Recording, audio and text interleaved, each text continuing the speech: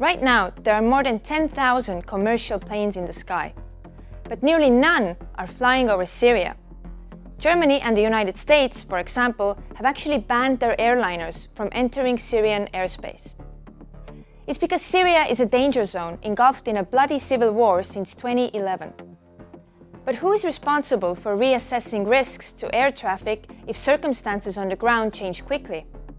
So quickly that it's a matter of hours. On January 8, Ukraine International Airlines Flight 752 was shut down by Iranian anti-aircraft missiles. It happened minutes after takeoff from Tehran. 176 people were killed. 3 days later, Iran admitted to downing the plane unintentionally, saying it had been mistaken for a hostile cruise missile. Many other planes took off that same morning from the same Tehran airport. The question is, should they have? After all, Iran was anticipating possible retaliation for launching missile strikes against US bases in Iraq just a few hours earlier.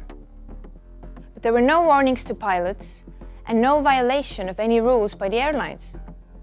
That's because the rules are not clear-cut, and responsibility is shared by several parties.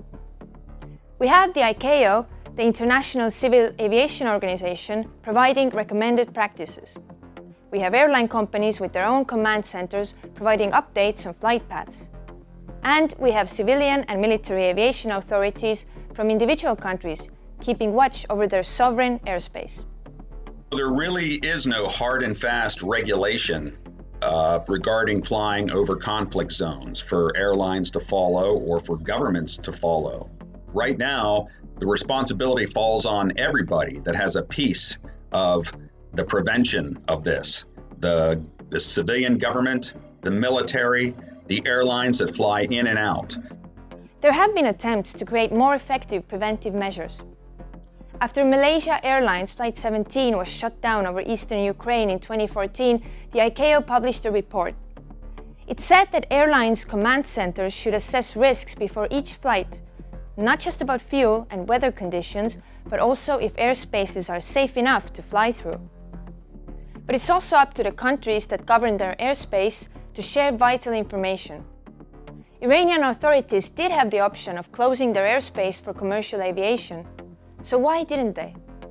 Some countries that do not communicate well between their civilian and military, and there's also some airlines that don't do a robust enough risk assessment. Iran, at the time of the shootdown, it was not really considered a conflict zone. There was no war per se, but it's more common sense to realize that if Iran is shooting missiles at Iraq, that you would think that they would expect a retaliatory strike, which is what they did.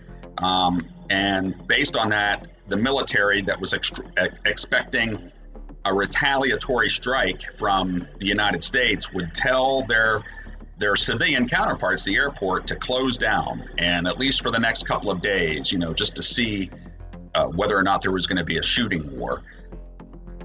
We need to raise the awareness by continuing robust discussions and frequent discussions of this so that everyone gets it. All the countries understand the risks involved when you have heightened tensions.